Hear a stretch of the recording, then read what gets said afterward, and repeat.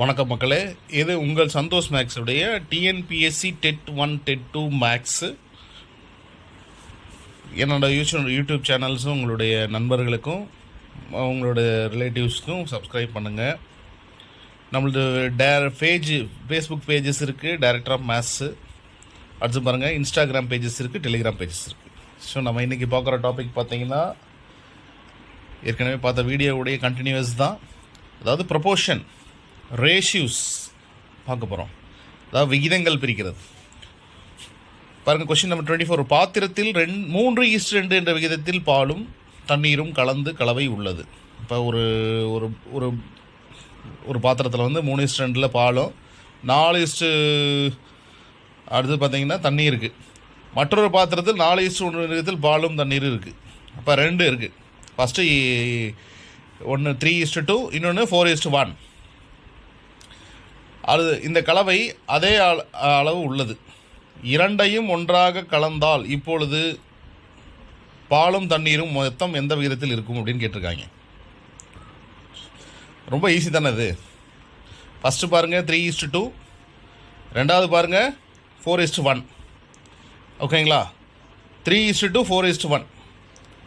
அப்போ இதை என்ன பண்ணணும் அப்படின்னு பாருங்கள். நமக்கு 3:2னா 2 கூட்டினா 5 கிடைக்கும். 4:1னா அது 2 கூட்டினா 5 கிடைக்கும். அப்போ 2 சமமாக இருக்குது பார்த்தீங்களா? இப்போ இந்த சமமாக இருக்கிறதுனால அப்போ டேரெக்டாகவே ஆட் பண்ணிக்கங்க. பாருங்கள், பால் ஃபஸ்ட்டு இருக்கிறது பால் இல்லையா? அப்போ 3, இதில் 4, அப்போ 3, 4, 7 கிடச்சிரும். தண்ணி பாருங்கள் 2, 1, அப்போ கூட்டினா 3 கிடச்சிருமா? ரைட்.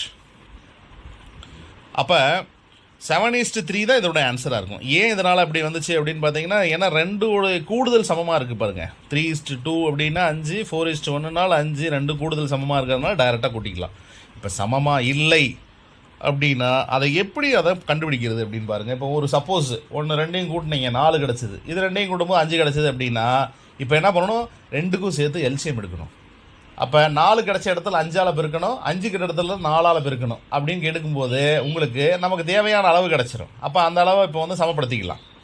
சரிங்களா? எதுவாக இருந்தாலும் நமக்கு வந்து அது காமன் வந்து நமக்கு என்ன இருக்கணும் அப்படின்னா ஒரே மாதிரி இருக்கணும். அடுத்தது பாருங்கள், அடுத்த கேள்விக்கு போகலாம். 2 பாத்திரங்களில் ஒரே அளவு பாலும் 2 பாத்திரங்களில் ஒரே அளவு பாலும் தண்ணீரும். அப்போ பாருங்கள், 2 பாத்திரம் இதே தான். 9:5, 4:3 என்ற விகிதத்தில் கலந்த கலவை உள்ளது. இரண்டையும் ஒன்றாக கலந்தால் புதிய கலவையில் பாலும் தண்ணீரும் எந்த விகிதத்தில் இருக்கும் கேட்குறாங்க. இப்போ முதல்ல இது 2 கூட்டுங்க. 2 கூட்டினா என்ன கிடைக்குது பாருங்கள். 9:4 வந்து 14 வரும். 4:3 வந்து 7 வரும். பார்த்தீங்களா? இதுக்கு முன்னாடி சொன்னோம் இல்லையா, அதே மாடல் தான். இப்போ பார்த்தீங்கன்னா 14 இது 7 ஆயிடுச்சிங்களா? இப்போ பாருங்கள், அந்த 7க்கு எல்சிஎம் எடுக்கும்போது என்ன பாருங்கள், 7 அப்படிங்கிற இடத்துக்கு எல்சிஎம் எடுக்கணும்னா ஒரு 2ஆல் மல்டிப்ளை பண்ணால் போதும், 14 கிடச்சிடும். அப்போ ஒரே மாதிரி வந்துடும் நமக்கு. அப்போ ரெண்டாவது ஈக்குவேஷனை மட்டும் 2ஆல் மல்டிப்ளை பண்ணியிருக்கேன். சரிங்களா? அப்போ பாருங்கள், இப்போ நமக்கு என்ன கிடச்சிருக்கும்? 9:5. இது 4 வந்து என்ன ஆகிடும்? 2ஆக மல்டிப்ளை பண்ணிட்டீங்கன்னா 8 ஆயிடும். இப்போ 9 + 4 17. அடுத்து பாருங்கள் 5, அது வந்து 14 கிடச்சிதா நமக்கு. 3க்கு வந்து 7 தான் கிடச்சிருக்கு. அப்போ 3 வந்து நம்ம 2ஆல் மல்டிப்ளை பண்ணால் 6 ஆயிருமா? இப்போ 5 + 6 11 கிடைக்கும். அப்போ 17/14 11/14 அப்படிங்கிறது மாதிரி ஆகிடும். ஆனால் நமக்கு தேவை என்ன? ரேஷியூஸு. எல்சிஎம் எடுத்துட்டோம்னாலே ஆட்டோமேட்டிக்காக நமக்கு மேலே இருக்கிறது தான் ஆட் பண்ணணும்.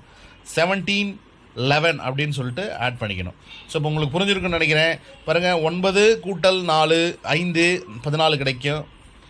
4 + 3 7 கிடைக்கும். ஸோ இந்த மாதிரி அதை வந்து நம்ம கூட்டும்போது அதோட எல்சிஎம் எடுக்கும்போது 4 3 2ஆல் பெருக்கிட்டோம்னா 8 6 மாறிடுது.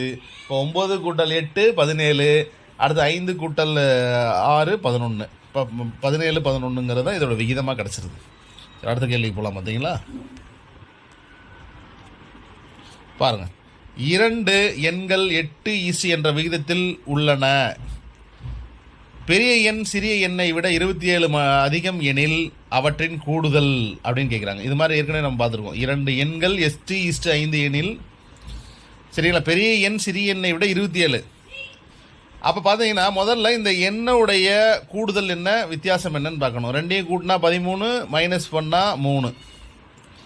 அப்போ சிறிய எண்ணுன்னா மைனஸ் பண்ணும்போது நமக்கு என்ன கிடைக்குது அப்படின்னு பார்க்கணும். பாருங்கள், நம்ம கண்டுபிடிக்க வேண்டியது கவனி, சிறிய எண்ணை விட 27 அதிகம் எனில், சரிங்களா, சிறிய எண் என்ன அப்படின்னு பார்க்கணும். சரி, அப்போ பாருங்கள், 27 × 13/3. இப்போ நமக்கு கிடச்சிருக்கிற நம்பர் பார்த்தீங்கன்னா 117. அதாவது என்ன, கொடுத்துருக்கிற நம்பரை கூட்டணும், 13 கிடைக்கும். கழிச்சிங்கன்னா உங்களுக்கு என்ன கிடச்சிருக்குது, 3 கிடச்சிருக்கு. அப்போ நல்லா புரிஞ்சுக்கணும், சிறிய எண்ணால் வகுக்கணும். எந்த எண் அதிகமாக இருக்கோ அந்த எண்ணால் தான் வகுக்கணும். சிறிய எண் தான் சொல்லியிருக்காங்க இல்லையா. அப்போ சிறிய எண் வந்து 3, அந்த 3ஆல் வகுக்கும்போது 13 9 117 கிடச்சிடும். 2 எண்கள்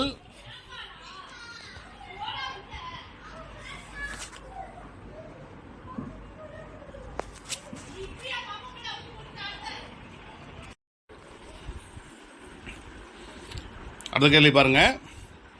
2 எண்கள் 4:5 என்ற விகிதத்தில் உள்ளன. பெரிய எண் சிறிய எண்ணை விட 15 அதிகம். பாருங்க, 2 எண்களுடைய கூடுதல் எவ்வளோ, கழித்தல் எவ்வளோன்னு பார்த்துங்க. 2 எண்களுடைய கழித்தல் பார்த்தீங்கன்னா 1 கிடைக்கும். சரிங்களா. அப்போ பெரிய எண் சிறிய எண்ணை விட 15. சிறிய எண் வந்து 4. சரிங்களா. 4 × 15.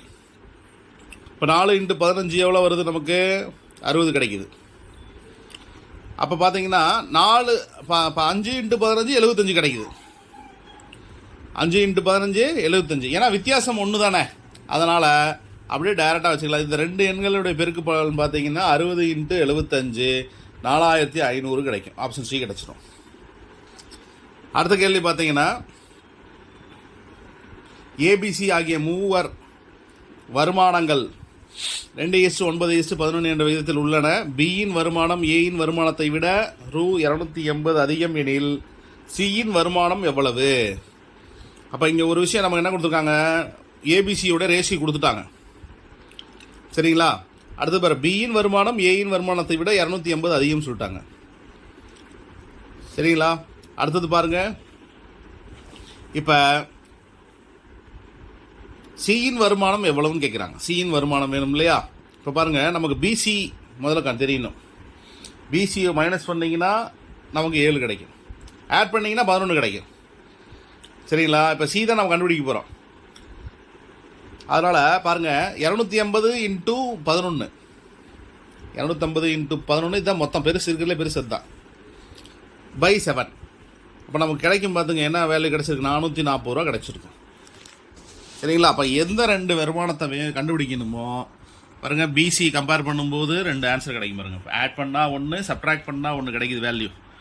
சரிங்களா. இதில் பெரிய நம்பரை மல்டிப்ளை பண்ணி சின்ன நம்பரை டிவைட் பண்ணணும். அப்போ தான் நமக்கு அந்த நமக்கு தேவையான அந்த வேல்யூ கிடைக்கும். அடுத்தது பாருங்கள், ஏபிசி ஆகிய மூவர் மாத வருமானங்கள் கொடுத்துருக்காங்க. இப்போ இதுக்கு முன்னாடி பார்த்த அதே மாடல் தான். சியின் மாத வருமானம் ஏயின் மாத வருமானத்தை விட 1200 அதிகம்.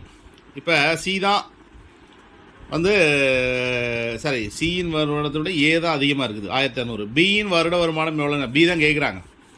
அப்போ சிஏ வந்து கொடுத்துருக்காங்க. சிஏ வந்து கொடுத்ததுனால சிஏ மைனஸ் பண்ணுங்கள், 3 கிடைக்கும். சிஏ வந்து 2 5, அது 2 மைனஸ் பண்ணால் 3 கிடச்சிடும். அடுத்தது பார்த்தீங்கன்னா பியின் வருமானம் 3 தான் ஆல்ரெடி கொடுத்துருக்காங்க, 3%, 3 ரேஷியோ. அப்போ எது தேவையோ அதால் டிவைட் பண்ணிட வேண்டியது தான். அப்போ பாருங்கள், 3 × 1200 டிவைடட் பை 3 = 1200. அப்போ ஏற்கனவே பியின் வருட வருமானம் எவ்வளோன்னு கேட்டிருக்காங்க இல்லையா. இப்போ பியின் மாத வருமானம் 1200, வருட வருமானம்னா திரும்ப 12ஆல் மல்டிப்ளை பண்ணணும். அப்போ 12ஆல் மல்டிப்ளை பண்ணும்போது 14400 கிடைக்கும்.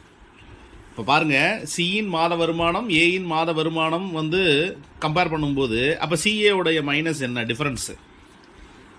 அடுத்து பிஏவுடைய விகிதம் என்ன. அப்போ சிஏவுடைய டிஃப்ரென்ஸை பெருக்கும்போது பியோட இதை வகுக்கும்போது நமக்கு கிடைக்க வேண்டியது தான் வந்து பியின் மாத வருமானம். அந்த மாத வருமானத்தில் நம்ம 12ஆல் மல்டிப்ளை பண்ணும்போது வருட வருமானம் கிடைச்சிடும். அடுத்த கேள்வி பாருங்கள், 975வது ஏபிசி ஆகிய மூவரும் 5:7:13 என்ற விகிதத்தில் பிரித்து கொண்டிருந்தால் சியின் பங்கு எவ்வளோன்னு கேட்குறாங்க. 975 ரூபா. இது மொத்தம் 3 பேர் இருக்காங்க. இது எல்லாத்தையும் கூட்டினீங்கன்னா 25 கிடைக்கும். இப்போ 925 25ஆல் வகுக்கணும். இப்போ யாரை கண்டுபிடிக்க சொல்கிறாங்கன்னு பார்க்கணும். சி தான் கேட்குறாங்க. சி 13%, அந்த 13 பங்கு. அப்போ அதால் மல்டிப்ளை பண்ணிடுங்க. அப்போ 975 டிவைடட் பை 25 மொத்தத்தால் வகுக்கும்போது வர ஆன்சரை இந்த 13ஆல் மல்டிப்ளை பண்ணால் அதுதான் சியோட மதிப்பு. இப்போ இதுவே பியோட வேல்யூ கேட்டிருந்தாங்கன்னா 7ஆல் மல்டிப்ளை பண்ணணும். ஏ கேட்டிருந்தாங்கன்னா 5ஆல் மல்டிப்ளை பண்ணணும். அவ்வளோதான், வேறு ஒன்றும் இல்லை. இப்போ மொத்தம் ஆட் பண்ணிக்கணும் அவங்க வேல்யூ கொடுத்ததுனால. பாருங்கள், இதே மாதிரி தான் அடுத்த கொஸ்டின். 950 ஏபிசி கொடுத்துருக்காங்க. அந்த மொத்தமாக ஆட் பண்ணியிருக்கேன். மொத்தமாக ஆட் பண்ண 5, 11, 3 ஆட் பண்ணிங்கன்னா 19 கிடைக்கும். அப்போ அந்த 950 19ஆல் டிவைட் பண்ணிவிட்டு இதில் ஏ கேட்டாங்கன்னா 5ஆல் மல்டிப்ளை பண்ணுங்கள். ஓகே, பி கேட்டிருந்தாங்கன்னா 11ஆல் மல்டிப்ளை பண்ணும். சி கேட்டிருந்தாங்கன்னா 3ஆல் மல்டிப்ளை பண்ணும். வாங்க, என்ன கேட்குறாங்க அப்படின்னா பியின் பங்கிற்கு ஏயின் பங்கிற்கும் இடையே உள்ள வித்தியாசம் கேட்குறாங்க.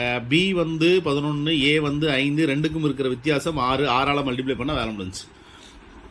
சரிங்களா? இதில் வித்தியாசம் கேட்டதுனால கூடுதல் கேட்டிருந்தாங்கன்னா இப்போ ரெண்டையும் கூட்டி டிவைட் பண்ணி மல்டிப்ளை பண்ணியிருக்கணும்.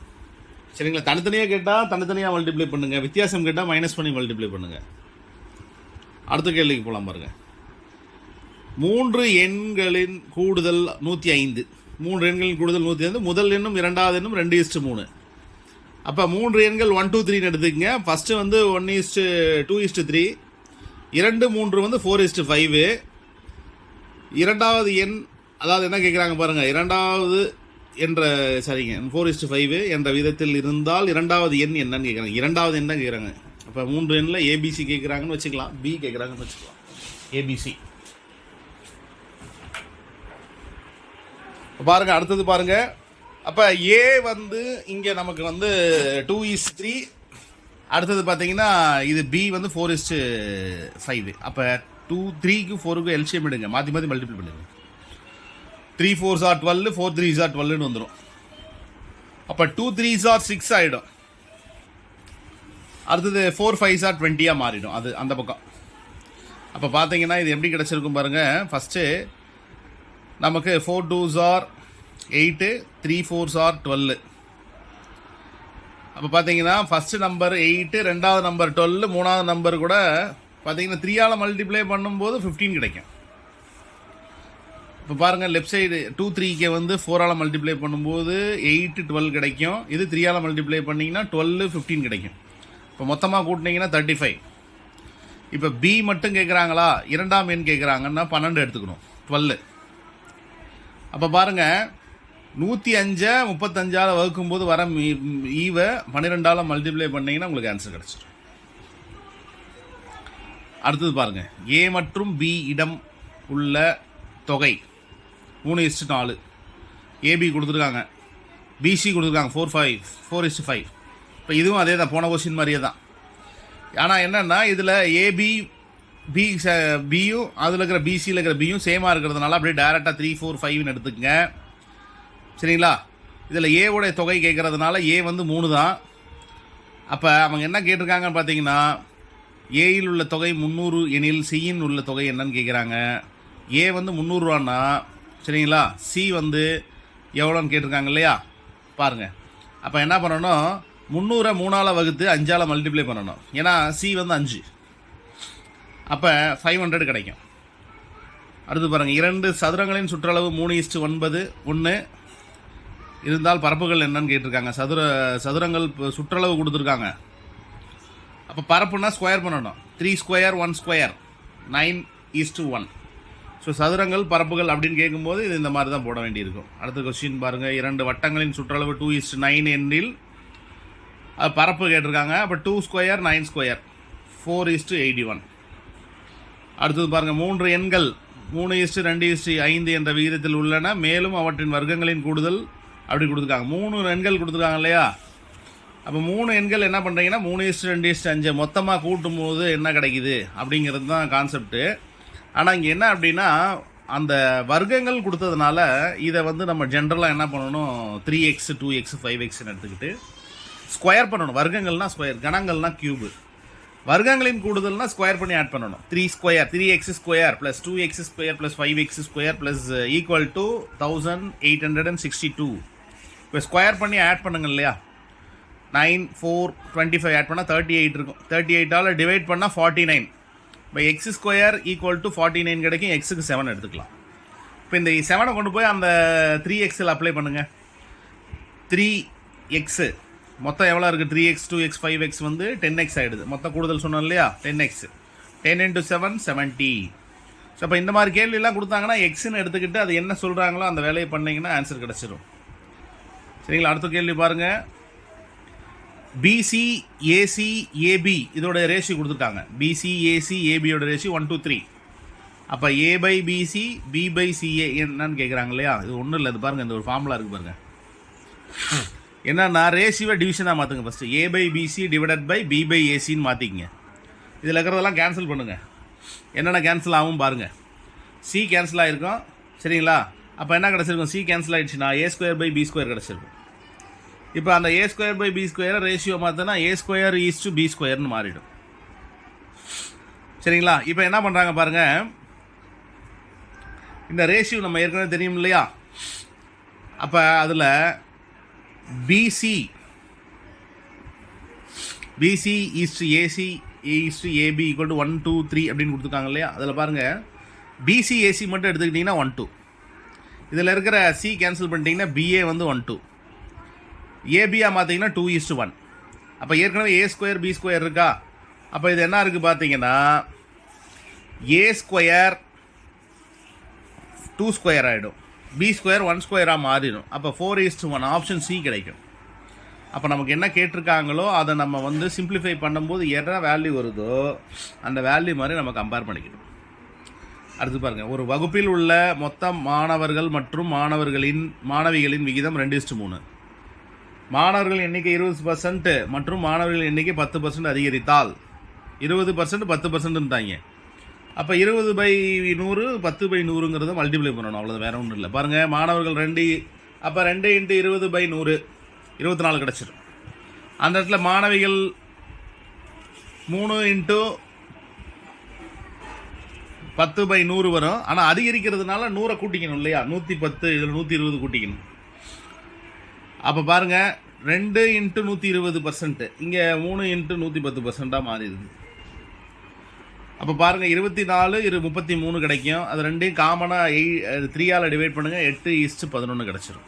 இப்போ கூடுதல்னு சொல்லும்போது என்ன பண்ணியிருக்கணும்னா 100% மேலே ஒரு 10% 20% வருது அப்படின்னா 120 110 அப்படின்னு எடுக்கும். அடுத்த கேள்விக்கு போகலாம் பாருங்கள். ஒரு குறிப்பிட்ட தொகையானது PQR என்ற மூவரிடம் 6 9 19 7 என்ற விகிதத்தில் பிரித்து கொடுக்கப்படுகிறது. ஆர் தன்னிடம் உள்ள தொகையை 200 Qவிற்கு கொடுத்தால் விகிதம் 3 10 3 என மாறுகிறது எனில் அந்த தொகை மொத்தம் எவ்வளவு அப்படின்னு கேட்குறாங்க. 200 தான் கொடுத்துருக்காங்க. முதல்ல பாருங்கள், கொடுத்துருக்கிறது 6 19 7 கூட்டினீங்கன்னா 32 கிடைக்கும். சரிங்களா? ஆர் தன்னிடம் உள்ள தொகை 200 வந்து மற்ற 2 பேர்த்துக்கு பிரித்து கொடுத்துட்டாங்க. பிரித்து கொடுத்ததுனால அது என்ன ஆகி போச்சு? 3 10 3ஆக மாறிடுச்சு. இந்த 6 3ஆக மாறுறதுனால இப்போ திரும்ப எத்தனால் மல்டிப்ளை பண்ணால் 6ஆக மாறும் அப்படின்னா 2ஆல் மல்டிப்ளை பண்ணணும். அப்போ இது என்ன ஆகுது பாருங்கள், 6 20 6ஆக மாறிடுச்சு. சரிங்களா? அப்போ பாருங்கள், நமக்கு என்ன கிடச்சிருக்கு? ஏற்கனவே இருக்கிறது 6 19 7, இப்போ கிடச்சிது 6 20 6. அப்போ 6 19 7க்கும் 6 20 6க்கும் இருக்கிற வித்தியாசம் என்னன்னு பார்த்தீங்கன்னா, ஃபஸ்ட்டு 6 6 மாறலை, 19 20க்கு 1, 7 6க்கு 1. அப்போ ரெண்டுக்கும் ஒவ்வொரு ரேஷியோ தான் வித்தியாசம் வருது. அப்போ என்ன அர்த்தம் அப்படின்னா, ஒரு ரேஷியோ வித்தியாசம் இருக்குது, 200 ரூபாய் கொடுத்துருக்காங்க. இப்போ மொத்த ரேஷியோ 32. அப்போ 1 வகுக்கணும். 32 × 2 6400. சரிங்களா? நன்றி மக்களே. நம்ம டெட் TNPSCக்கான கொஸ்டின்ஸு இந்த மாதிரி அடிக்கடி வீடியோஸ் வரும். சரிங்களா? நம்ம சேனல் சப்ஸ்கிரைப் பண்ணுங்கள். நன்றி, வணக்கம்.